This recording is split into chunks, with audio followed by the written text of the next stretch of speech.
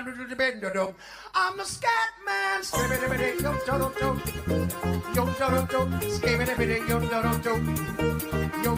I'm a scat man.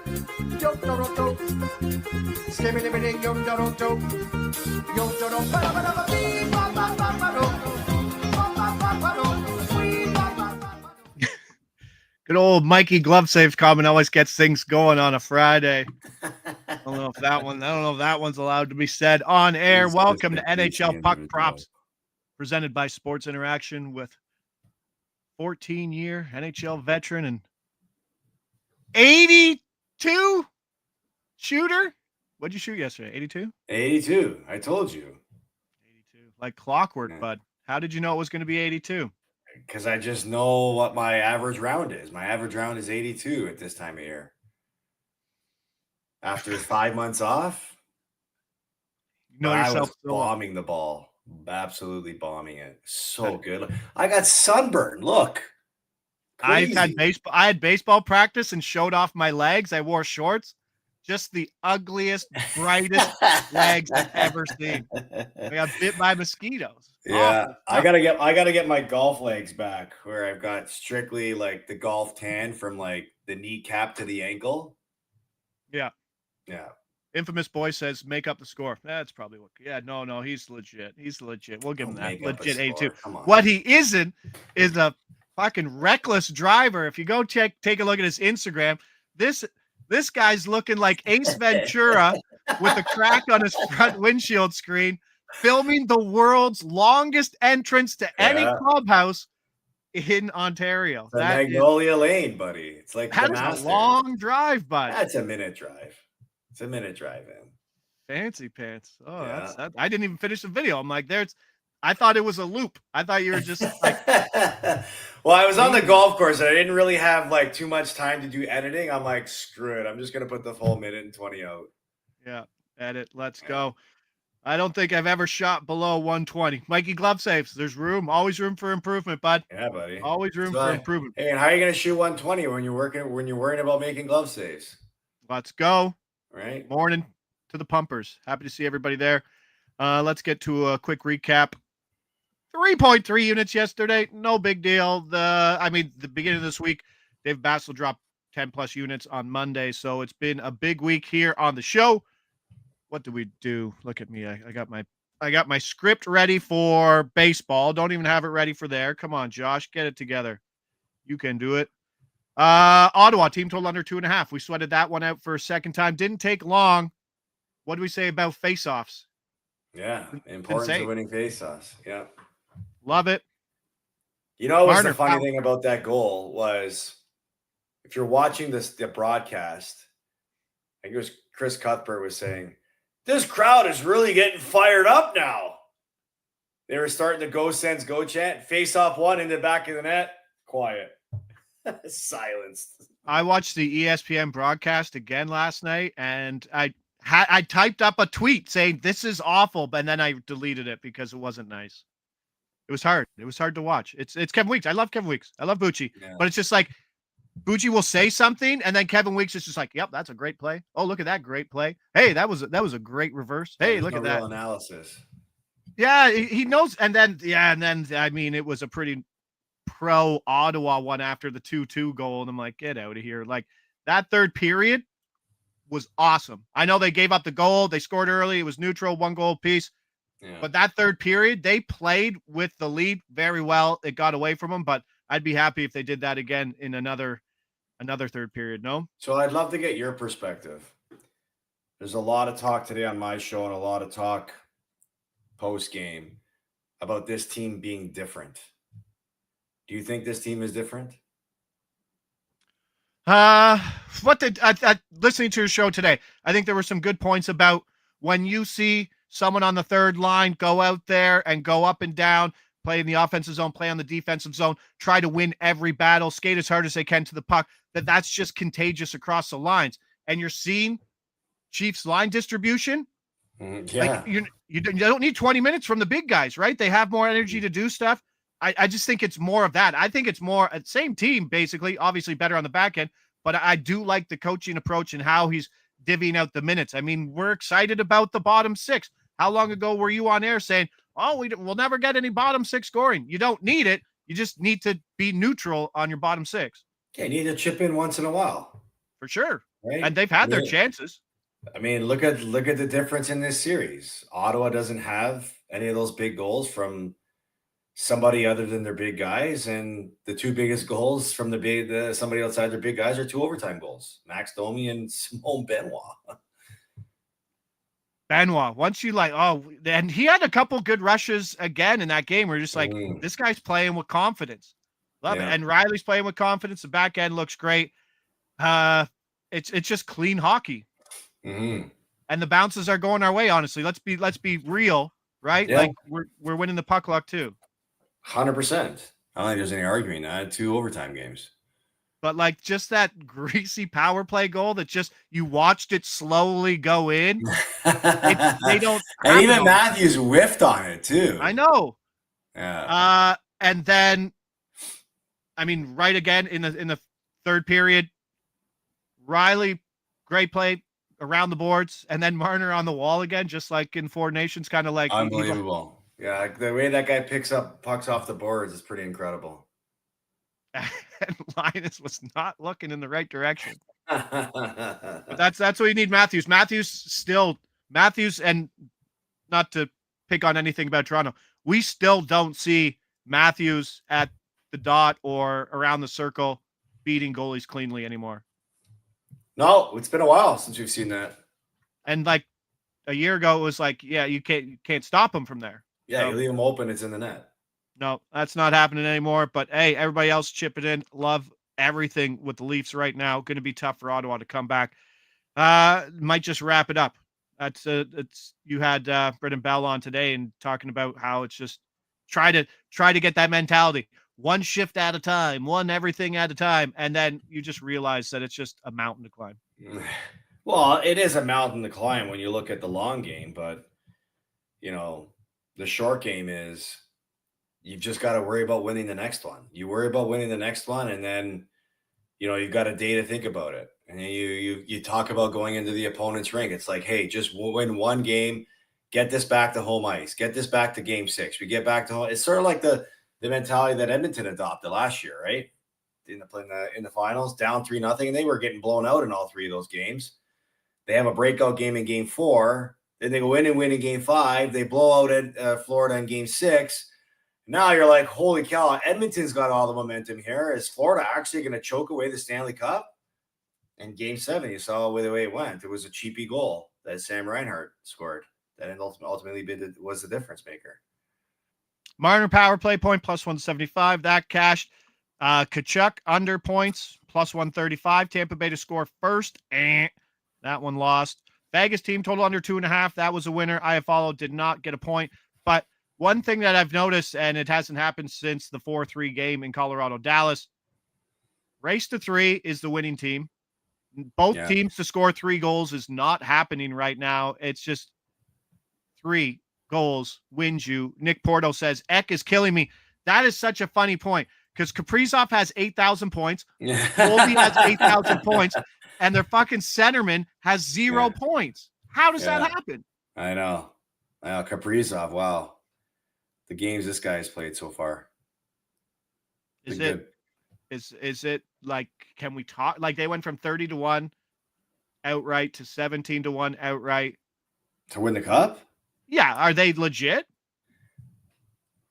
I think they're better than what people probably described them to be, but are they legit? I mean, do you think they're going to beat the likes of Dallas or Colorado or LA in a series? I mean, if they beat Vegas, I think they have to be given that respect, but they still have to do it. I don't think they have enough depth to do it. Okay. Even though Kaprizov is, I mean, this guy's a legit player. He's in my top 10 every year. Too bad health-wise he didn't stay. Him and Ovi, right? If we got a full season out of both of those guys, who knows? We'd be talking about those guys could be up for MVP for sure. Yeah, for sure. Kaprizov for sure. Crazy Croak says TSN just reported Sens being investigated for shooting pucks at Anthony Stolarz during warmups. I don't know if that's tongue in cheek. I don't know. No, that's true. Is that the world we live in? I mean, like, I don't know. Like, the word fired pucks at Stolarz was used. Now, what is fired pucks? Are you taking a slap shot at a guy that's warming up on the other side of the red line? But like skaters must have been between him and Stolarz, all right? Like he can't just. It depends. Like some goalies like to warm up like right near the red line, up by the penalty glass or by the penalty box. Yeah. There, not in the net. Not in the net. No, okay. I'm guessing that this is by the red line because it's mind games that you're trying to play with the goaltender. That's probably in your head because you can't beat him, right? Fire pucks at him. Let him know that, hey, we're coming at you today, or just, let him feel something that maybe he's not, or maybe put a puck in his feet. So when he's doing his drills, he slips and falls and rolls something. I don't know. It's pretty ridiculous that this is something that is being reported. And I don't know. I'd love to see a video of what we're actually talking about when the word firing pucks is being thrown out there. Like if a guy's out there and he's taking a hard clap or a hard snapshot at the guy who's warming up his side, that's one thing. If the guy's there and just pushing pucks over to get into his space, I mean, like, come on. Can we go back to your comment about putting pucks in goalies' feet during warm-up? Have you heard that? That came off of your tongue pretty quick. No, I've never heard that, but I'm just trying to. Okay. I'm trying to envision what the whole incident looks like. You know what I mean? Yeah, just picturing a coach there pregame, the assistant coach. All right, twos. Pre-skate, just make sure you throw a couple pucks there by goalie's feet. Maybe low percent chance. Maybe okay, we get so him down. Here's a prank that most guys sort of either did or witnessed during their playing days. Every practice day, guys get on the ice and they just skate around. They grab pucks, they shoot on net until the coaches come on the ice and start practice. So some of the fun stuff guys used to do is you catch a guy on a turn after he shoots the puck, and you're firing a puck from the opposite end. You're trying to hit his skate as he's turning. So when it hits his skate, it blows his tire out and he falls down into the corner. I remember when I played in Toronto with Pavel Kubina, he used to do it to Ron Wilson all the time, or even just the assistant coaches. He'd try to shoot one at the assistant coaches as they're turning, because your skate's already on edge. So if the puck hits it, there's a better chance of them blowing a tire. So, like, is that something the guys are trying to do? I don't know. I need more information of this incident to come out before I actually give my full opinion on it. But I want to see video of it, what it is they're actually I mean, there has to be video of it. There's video everywhere of warm-up of what this incident is. This absolute needs to be investigated incident, bud. Into the weekend. But hey, we get a Saturday night, maybe series clinching game. Love it. Let's get going. Washington, Montreal, even money. Slight home dog, total sitting at 5.5, leaning to the over. Going back to Chikrin and Carlson. Maybe I spelled it correctly today. Probably didn't. Hey, I think I did actually. No, I got to get this stack. This defenseman stack. It's been a low scoring series. It's been a tough grind with this series, let's be honest. But then we'll just go to Old Faithful. Montreal team total under 2.5. Plus money. Plus 115. If it's not Caulfield and Suzuki, where is it coming from? Honestly, Laine was benched. There's not much offensively. There hasn't been all year with this team. Yeah. I'm not going to argue against that because all points you make lead to that being a strong bet. The only caution I have against that bet is the Montreal crowd. Like, how much of an impact is the Bell Center crowd going to make for the Montreal Canadiens? Because that place is going to be electric tonight. Absolutely electric.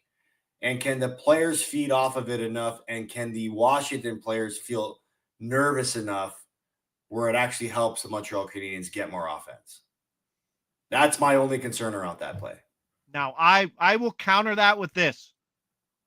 Montreal, maybe the smartest hockey place in the world. Fans are smart as they come. I witnessed it in the Four Nations.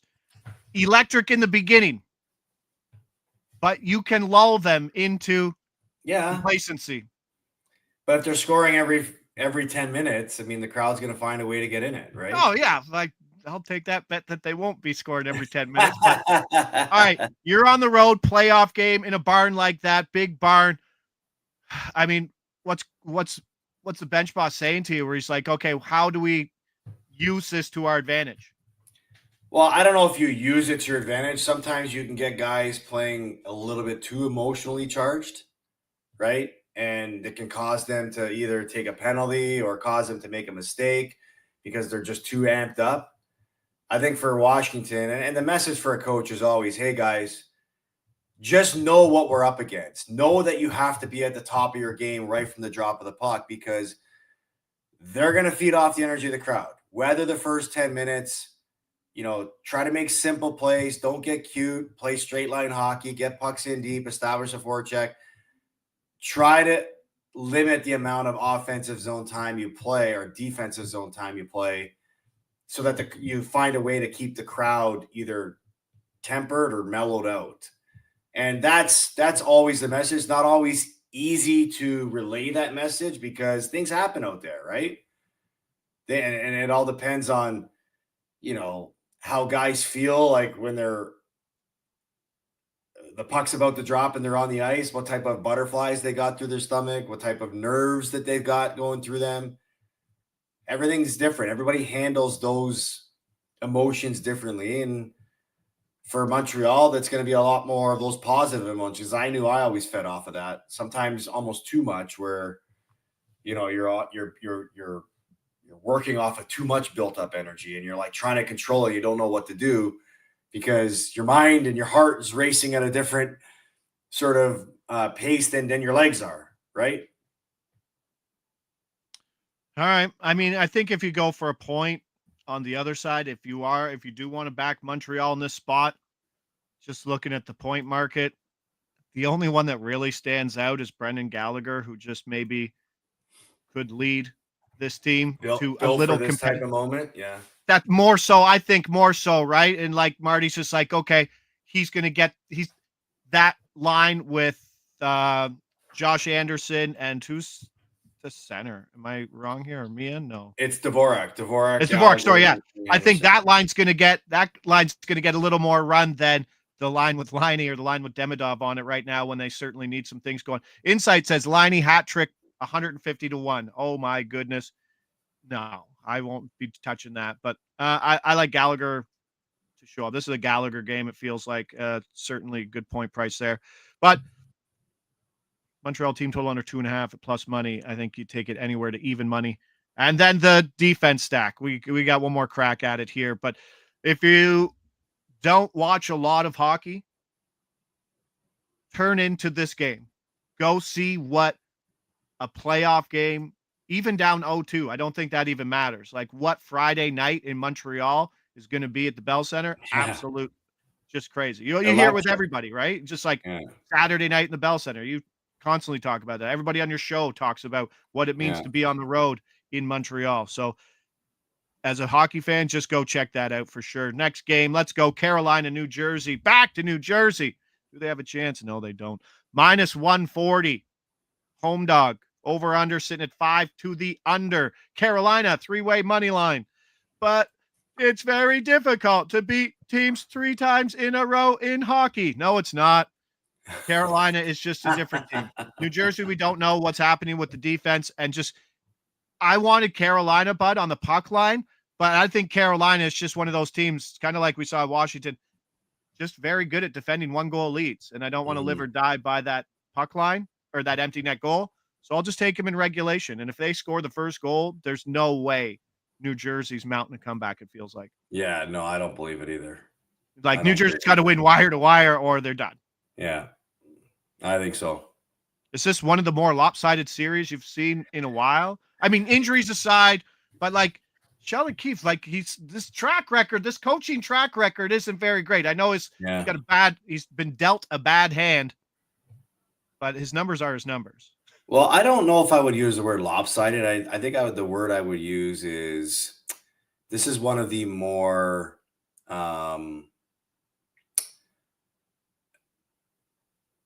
I'm trying to think of the right word here. So I'm basically trying to say that like this is probably one of the most confident I've felt about a series because there's just so much to like about Carolina and so much to not like about New Jersey that just doesn't give you any hope.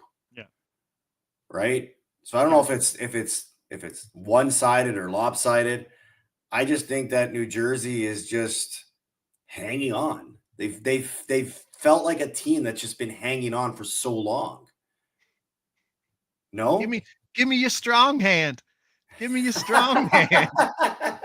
No, your other hand. No, your other hand. But that's what it is. It's just, yeah. Take my strong hand. Oh, that's such a good movie. We're seeing insights throwing the line out. Line A's ice time over under 10 minutes. I think over today because at home you could find favorable matchups for Line A, like offensive zone, power play, late in the game. I just think that there's more opportunity for him. And look, who's kidding who? I've done a lot of Habs games this year. The record is obvious. When Patrick Laine scores, Montreal Canadiens are like 12-2-1 when he scores. So the impact that he has on the success of the Montreal Canadiens is even in the stats. He's got to find a way not just to be like productive. He's got to find a way to be visible in this series. Motivating Marty, bud. That's motivating Marty right now. You're benched here, but we need you for home and at the Bell Center. That's true. God's to spare Apple plus 140 from infamous boy there in the chat. I don't hate that. Boy. That's what we got. Moving on. Or wait, no, I got Jordan Martinook for a point. I almost passed up my favorite point prop today. Plus 200. They finally opened the market. That's where it is. You'll never find a point prop that's bigger than this. This is as big as it gets. Once it gets to that threshold, they're like, okay, throw it in. The guy's got a goal and 2 assists. People are calling the book saying Sports Interaction. Give me Jordan Martinook over under point totals. The guy plays 14 minutes a game. Well, the good thing about Martinook is he's always, like, especially if they're leading, he's always on late in the game and he could factor into that empty net goal. Just going to say that. Right. Who got the assist on the Jarvis empty net? Like, him. That's a big deal. Like getting the coach's confidence and the key to jump over the boards to defend that 6-on-5 1 goal lead. Love it.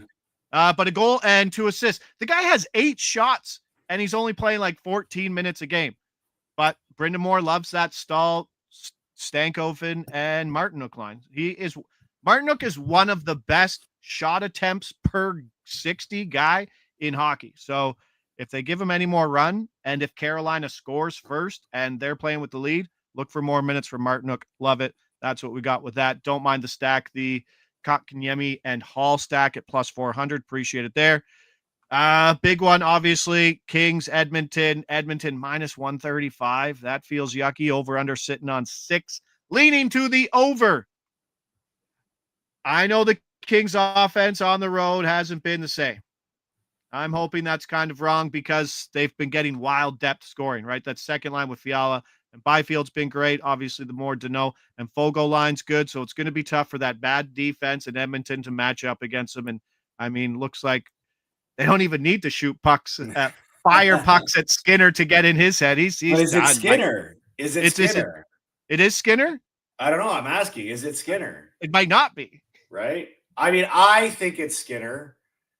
I don't think you can make a move on your goaltender you expect to be your guy in your first home game back. I know the first 2 didn't go as planned, but I almost feel like that's a decision you make on a guy like when you're throwing out a lifeline, down 3-0, and you hope Pickard can catch lightning in a bottle.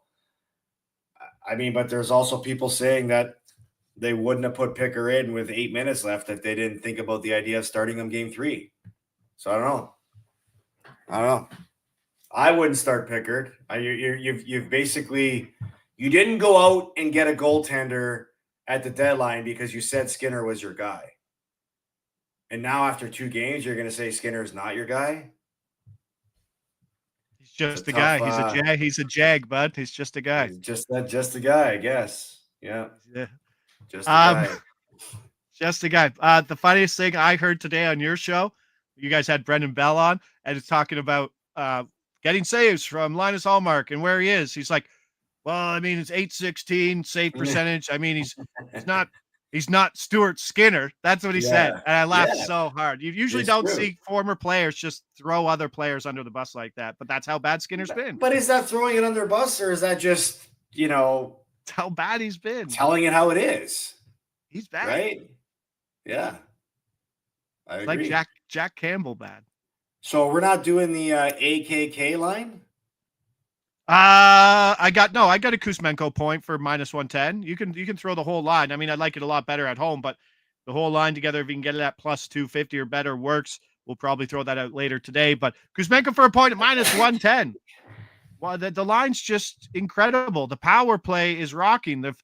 All of a sudden, you got these power plays in the Kings, in Toronto, that are going 5 forwards, and it's working. Yeah, you think you might see that going forward a it's little not more? good for the future of offensive defensemen, eh? Yeah. Oh, yeah. But oh well. And then you got Washington not scoring power play goals. They got 2 defensemen on there. Yeah, that one's weird. I don't know. That one's weird too. That one is weird. But no, we're gonna go Kuzmenko for a point, -110, and Kings race to 3 goals for +165. That's what we were leading off at the top. You're like, you're gonna win a game, you get to 3 goals first. Everybody's doing that. I only see 2 games so far in the playoffs. Team to get to 3 first didn't win the game. St. Louis in game 1 in Winnipeg, and Colorado game 2, 4-3 overtime loss. Those are the only ones where a team got to 3 and lost a game. So if you like the Kings at +115, just take them to get 3 goals. They're probably going to score 3 goals. Yeah. I don't know, 165. How do you see this game going? Are we going to drive the narrative that McDavid's out of town soon? Or like you said, this team knows how to go 1 game at a time and get back into the series. Well, you could say they know it because they did it last year. But I think last year was a different story when you looked at the personnel they had compared to the personnel they have right now. I mean, I have no faith in Edmonton. They have too many. They have 2 guys that are trying to play defense instead. They have no clue how to play defense, and Darnell Nurse and Evan Bouchard, and then they got big goaltending issues. I think the Kings are